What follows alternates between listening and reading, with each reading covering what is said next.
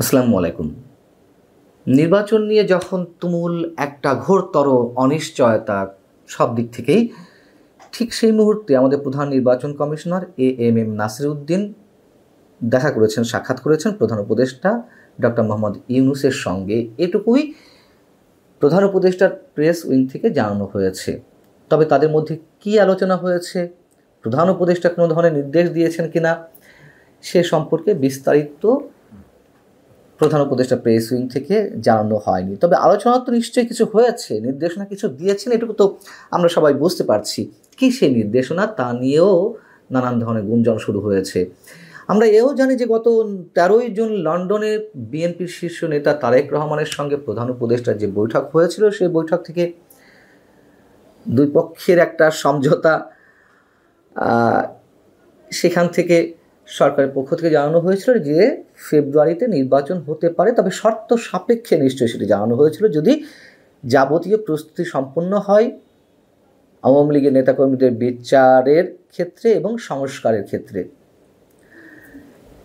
তাহলে কি সত্যি সত্যি প্রধান উপদেষ্টা ফেব্রুয়ারিকে টার্গেট করে প্রধান নির্বাচন কমিশনারকে নির্বাচনের রোডম্যাপ ঘোষণার জন্য কোনো নির্দেশনা দিয়েছেন? এটি সহজে বিশ্বাস হওয়ার মতো নয়, অনেকের কাছে বিশ্বাসযোগ্য হওয়ার নয় বিষয়টি। তাহলে কি নির্দেশনা দিয়েছেন? আমরা এও জানি যে জাতীয় সংসদ নির্বাচনের আগে স্থানীয় সরকার নির্বাচনের একটি পরিকল্পনা সরকার মোটামুটি নিতে যাচ্ছে, কোনো কোনো মহল থেকে জানা যাচ্ছে, কোনো কোনো সূত্র থেকে। এবং সরকারকে পেছন থেকে পরিচালনা করছে যে জামায়াতে ইসলাম, সেই জামায়াতে ইসলামের নেতারা বুধবার নির্বাচন কমিশনে কর্মকর্তাদের সঙ্গে দেখা করে তারা দাবি জানিয়েছেন যে ত্রয়োদশ সংসদ নির্বাচনের আগে অন্তর্বর্তী সরকারের অধীনে স্থানীয় সরকার নির্বাচন দিতে হবে। লন্ডন বৈঠকের পরে জামাত গুসা করেছিল যে কেন শুধুমাত্র বিএনপির সাথে বসেই ফেব্রুয়ারিতে নির্বাচনে একটা সম্ভাব্য তারিখ দেওয়া হলো, তাতেই তারা সংস্কার কমিশনের বৈঠক প্রত্যাখ্যান করলেন জামাতের নেতারা। সেই অভিমান আবার ভাঙালেন প্রধান উপদেষ্টা নিজে। জামাত যখন এই পরিস্থিতিতে রয়েছে, এই অবস্থানে, এবং ডক্টর মোহাম্মদ ইউনূস নিজে যাদের মাধ্যমে নিয়োগকৃত হয়েছেন, নিজে যখন এই কথা বলেন, সেই ছাত্রদের অবস্থানও আমরা জানি। সেই জায়গা থেকে আসলে এটি মনে করার কোনো কারণ নেই যে তিনি ফেব্রুয়ারিতে নির্বাচনকে টার্গেট করে কোনো ধরনের রোডম্যাপ আকার কোনো নির্দেশনা দিয়েছেন নির্বাচন কমিশনকে, এটি ভাবার কোনো কারণ নেই। তবে আন্তর্জাতিক চাপ বাড়ছে ডক্টর মোহাম্মদ ইউনূসের উপরে, এ কথাও আমরা জানি। আমরা একথাও জানি যুক্তরাষ্ট্র এবং ইউরোপীয় ইউনিয়নভুক্ত রাষ্ট্রগুলো তারাও চায় না দ্রুত নির্বাচন হোক। তাদের নানান ধরনের এজেন্ডা রয়েছে, সেই এজেন্ডাগুলো বর্তমান সরকারের মাধ্যমে তারা বাস্তবায়ন করতে চায়। কিন্তু এও সত্য, আন্তর্জাতিক বিশ্বের নানান ধরনের ইকুয়েশন থাকে, নানান ধরনের হিসেব থাকে। তারা যদি মনে করে যে ডক্টর মোহাম্মদ ইউনূসের মাধ্যমে তাদের এজেন্ডা বাস্তবায়ন করা সম্ভব নয় বা তিনি ব্যর্থ হচ্ছেন, সেক্ষেত্রে তাদের নিশ্চয়ই প্ল্যান বি, প্ল্যান সি এরকম থাকতেই পারে।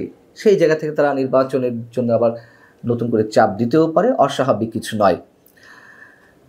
তবে বিএনপির পক্ষ থেকে তো একটা উপরে চাপ রয়েছেই নির্বাচন কমিশনের প্রতি, যে তারা যেন রোডম্যাপ ঘোষণা করে। লন্ডনে যে কথাবার্তা হয়েছে, যে যৌথ সংবাদ সম্মেলন হলো, কিন্তু সেই যৌথ সংবাদ সম্মেলনকে কেন্দ্র করে সাংবাদিকদের প্রশ্নের জবাবে গত ঈদের ছুটির পরে যখন প্রথম অফিস করছিলেন প্রধান নির্বাচন কমিশনার সিসি এম আমিন উদ্দিনকে প্রশ্ন করা হচ্ছিল যে তিনি এই বৈঠকের পরে কোনো ধরনের রোডম্যাপ ঘোষণা করবেন কিনা, তখন তিনি বলেছিলেন, দেখুন, এটি কিন্তু কোনো ধরনের কোনো সরকারি নির্দেশনা নয়, এটি সরকারি ঘোষণা নয়। যে বিবৃতি দেওয়া হয়েছে আর সবার মতন আমিও শুনেছি, কিন্তু এই শোনার উপর ভিত্তি করে নির্বাচন কমিশন কোনো ধরনের সিদ্ধান্ত নিতে পারে না। কথাটি খুবই যৌক্তিক।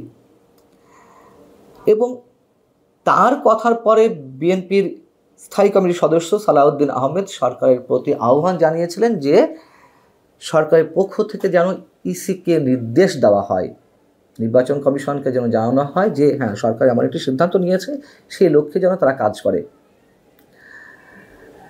তাহলে কি হতে পারে?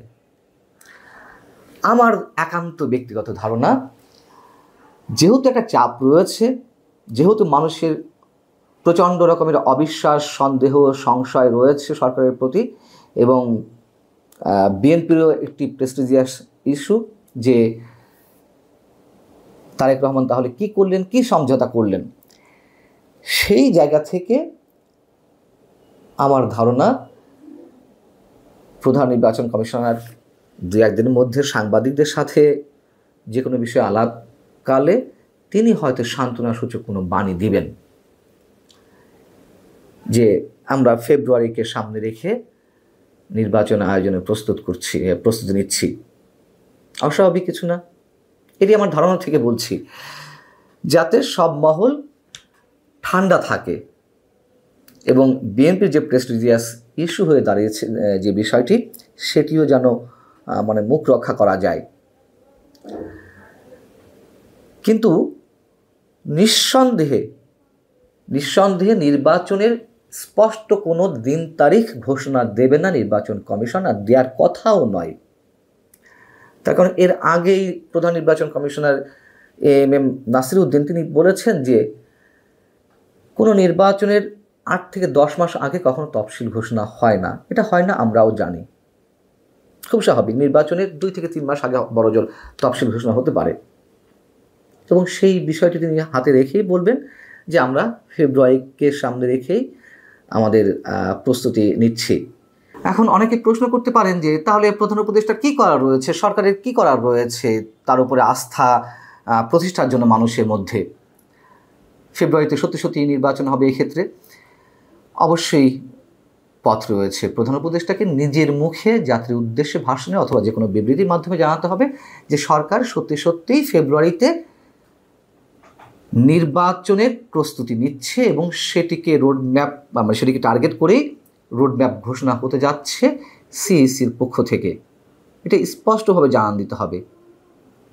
কিন্তু যে সংস্কার প্রক্রিয়া চলছে সেগুলো তার এমনিতে চলছে না, নিশ্চয়ই তার নাটকের অংশ। এই নাটকগুলোও তার এমনি হচ্ছে না, এবং ডিসেম্বরে নির্বাচন না হলে নির্বাচন 2026-এও হবে না, এরকম একটি ধারণা আমাদের অনেকের মধ্যেই